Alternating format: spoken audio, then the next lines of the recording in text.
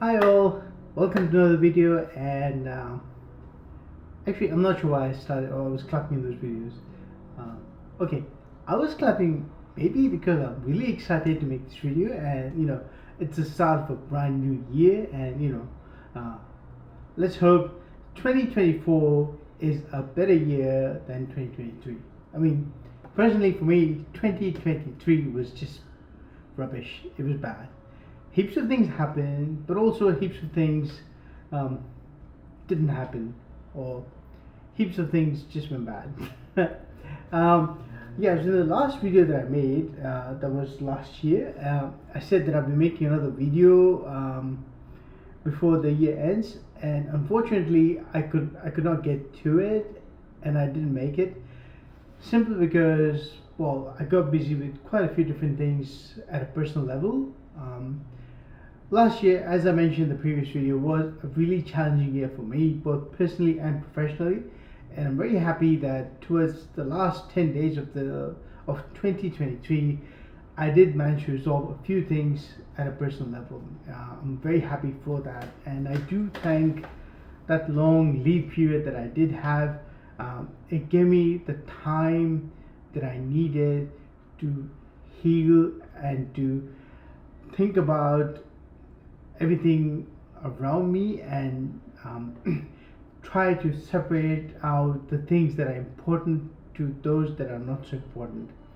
Um, so the time off from my day job did give me that uh, opportunity to reevaluate and reassess everything around me.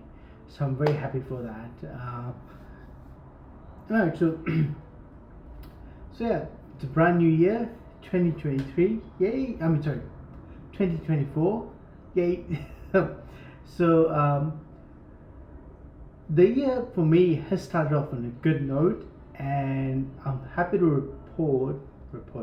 I'm happy to share that I've managed to create two new repositories on GitHub for some of the problems that I faced while doing my day job as an engineer. So one of those was, I did struggle a little bit with understanding basic authentication for Spring Boot. It's really not that hard. It's fairly straightforward. But I guess the issue was I tried a few different authentication techniques for Spring Boot, and I tried them all very separately. So, for example, I started off by trying to integrate social login into my app. And I was like, oh wait, that didn't quite go according to plan and the way I wanted it to go. Now, then I attended Spring Boot Basic Auth, and while everything was working, I had a few issues with the security config and the way I was configuring those filter chains. Um, you know how you set up like the paths that are exempted from security. So I struggled with that a little bit, and it was simply because I struggled with understanding how those ant matches were working. Also, what did not help in my learning journey was the fact that Spring Boot Spring Framework released Spring Security 6.1, and now in Spring Security 6.1 or 6 onwards, things have changed a little bit, and especially in how you configure those ant matches, how you exempt certain requests from security, and how you um, ensure that certain requests, certain endpoints are protected. Okay, so let me try to summarize this a bit better. So you know how you've got an API, and that API has got a few endpoints. Like you've got a few APIs, and they have the API endpoints. Like say my example.com slash user slash data, or slash file slash user slash file slash upload, so on and so forth. Now, in those URLs, you want to there are some URLs that there are some endpoints. Say example.com slash user slash data is an API. It's an API endpoint. Let's just call it that. URL corresponds to an API. Now say you want to protect that URL. Now you want to ensure that only authenticated users can access that. Now So what would you do? You would need to establish a certain security around that. So you, with Spring Boot security, sorry, let's not say Spring Boot security, with Spring security, you can ensure that you've got the security mechanisms in place in your Java app, in your Java Spring Boot, Java Spring app. So the way you would do it is to set up security around that. You would actually to protect that URL, like example.com/user/data, to protect that URL, you'd add Spring security to your application and say your pom.xml, and then what you do is you would actually configure, you set up a security configuration in your app. So every time your app is launched, every time you run your app, that configuration is something that ensures that there are it sets up certain interceptors to the API that's protected. Now, so there are some, like, again, example.com/user/data is something you want to protect. However, example.com/index.html or /index, you don't want to protect that, because that's information that's just publicly available. So you need to make sure that the security mechanisms that you put in place do not stop people from accessing the index page, but it only stops people from accessing the user/data URL. So how would you do this? Let me have a sip of my tea and I'll talk about this a bit more.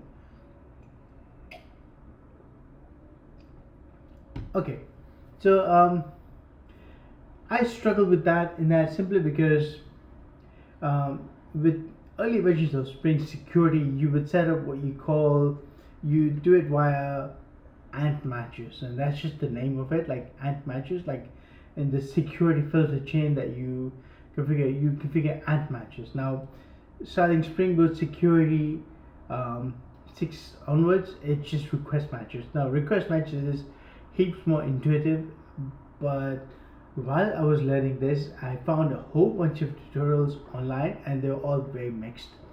Some of them support the older format, and some of them, very few of them, talk about the newer format. So since I struggled with this a little bit, what I decided to do was to actually create a GitHub repository and for a Spring Boot app that uses Spring Security 6.1 to implement basic authentication. Basic authentication is just username and password. I set up that app and I created a very detailed README file with instructions on how to use it, and also instructions of how to configure the in-memory user details manager, which is a user service that keeps track of all the users, valid users and their passwords.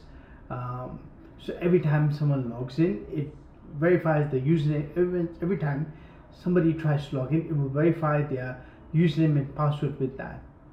So there's a bit of it's not hard at all, but there is a steep learning curve to it.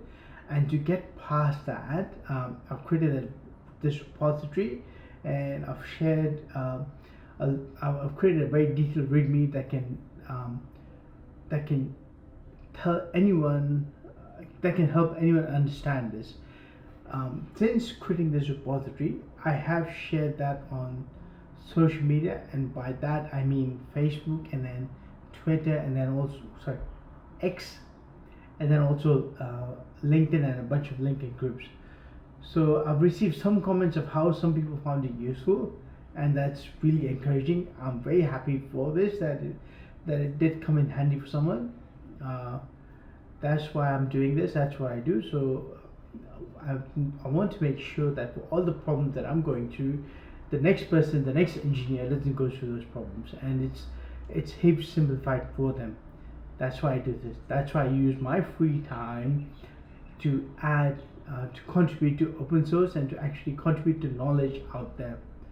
As I've said in my previous videos, individually we're all very smart and we're all rock stars or whatever you want to call it, but together we become smarter. That's why long live open source. Alright, so I'll share the link to my GitHub repository in the description of this video, so please feel free to check it out, and if there's any other feedback or anything that you have, or anything else that you'd like to see, please leave a comment. So until next time, let's bring this video to a close. Until next time, I wish you all a very happy new year and hope 2024 is heaps better for you than 2023 was. So until next time, live long and prosper.